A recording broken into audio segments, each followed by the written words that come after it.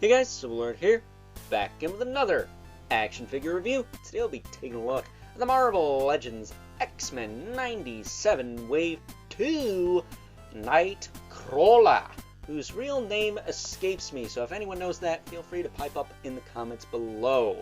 That said, this of course brought to us by the fine folks over at Hasbro, and just like the Jean Grey review I did, there will be no rant the beginning of this review like the Cyclops review I did. So, yeah.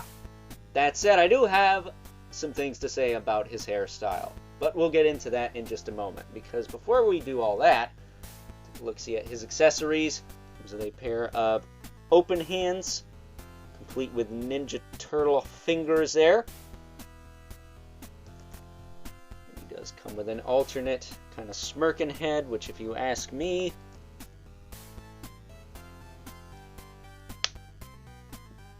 popping that off, pop this one on. This head fits him much better. However, what doesn't fit him is this douchebag boy band haircut. Who the fuck greenlit that? Seriously? He looks like he's about to be in sync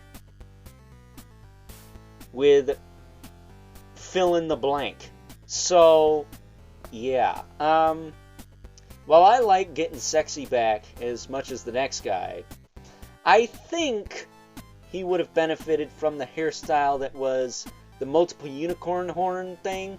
I mean, literally watch any old school Linkin Park music video and keep an eye on Chester Bennington. You'll know what I'm talking about. The late, great Chester Bennington. God rest his soul. So, that aside, I'm going to do a head swap with this guy from the, was it Wendigo Build-A-Figure Wave Nightcrawler? Because he came with 3 freaking heads, all of which were really good. He had a stoic head, he had a smirky head, and he had the kind of roaring, growling, snarling demon head, which is on him right now. But, that said, as far as articulation goes, he has the same as that other figure, or that prior release. His neck's on a disc hinge, so he can look up and down, rotate side to side. Shoulders can go out to the side about that far. Not bad. They do have a butterfly joint that works, kinda. It works better than the first release, I think. You can rotate the arm all the way around. He's got a bicep swivel. I was able to fix his, unlike Jean Grey's, which I think are still working themselves out. His work pretty well now, for the most part, so that's good. He does have a double elbow. It's very, very tight, so be careful with that. There you go. He's got a swivel in the wrist with a hinge. It works fine. He's got an ab crunch that goes that far forward, that far back. His kind of, I want to say Mortal Kombat Ninja Vest thing is kind of keyed in place so it won't move around on you. I think it's just painted here, but it's actually like a separate sculpted piece up here. He does have a waist cut, which since he doesn't have a belt, looks a bit jarring, not gonna lie. As far as the hips go, they can kick out almost to splits. I'd say that's better than a 45. They can kick forward, okay. He does have a thigh cut. That's a little gummy, but not enough for me to fix it. Double knee. And then his feet will hinge forward and back and tilt side to side. He does have, again, the Ninja Turtle looking feet, just like the hands there. And his tail just rotates around. It's no bendy wire or nothing like that. It's already attached in the package too, so, and not behind the plastic. Thank God for that. But yeah, man, one of my favorite X-Men for sure. I just wish they didn't fuck up his hair. That looks stupid. That said, I don't know what to think about this new X-Men show. I mean, aside from this, you know, they gave Storm the freaking mohawk, which unless she's a blood-sucking vampire, I'm not into that.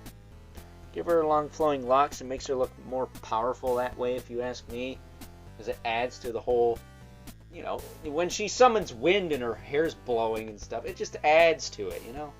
It just adds to it. That's like if they took her cape away. It just wouldn't have the same effect. But on top of that, Is it Gambit's riding on Wolverine's back like some kind of messed up version of Leapfrog? Like, what's going on here?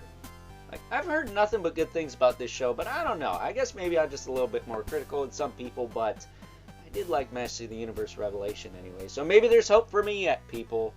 That said, it's time now that we move right along to take a look at some size comparisons.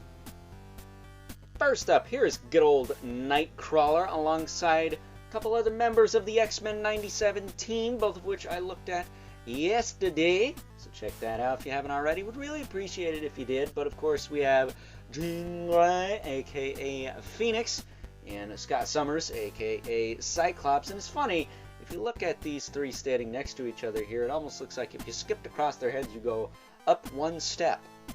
Jean Grey is of course the shortest, Nightcrawler's the second shortest, and Scott Summers is the tallest. Very interesting there. I like the scaling though. I think that's good. I imagine if I put Wolverine on the end there, he would be the shortest. But that's how it is, isn't it? Moving these two out of the way. Bringing our two regulars, the Mythic Legion's Brother Mandibulus. There. And the infamous 11 Spawn, who towers over everyone, but if he gets a better haircut, I think Nightcrawler will be a premium member of the Men in Red and Black Club. Yes, indeedy do. So with that being said, time now that we wrap things up, some final thoughts. Overall, and whether good old Nightcrawler here is in sync with his stupid looking hair or not, a simple head swap from the previously released version of the character will fix that and make this the best version of Nightcrawler we've ever gotten in the life of the Marvel Legends line, if you are a fan of pinless tech, that is. That said, I myself have said in the past that pinless tech is neither here nor there for me, and I could take it or leave it if I'm being perfectly honest with you. That said, despite the fact that the previously released version of Nightcrawler here was released with pins, I did still really like that figure. Not only because it was a really solid figure for its time, but it also came with 3 interchangeable heads, 2 sets of hands, and an extra grip hand with the appropriate hinge for holding weapons, might I add, as well as his trademark cutlass, which, if I'm not mistaken, Nightcrawler does utilize in the X-Men 97 series, so it feels sorely missed here, as well as a decent haircut, might I add. So, with that being said, I hope you guys enjoyed this review, and until next time, I'll catch you guys later.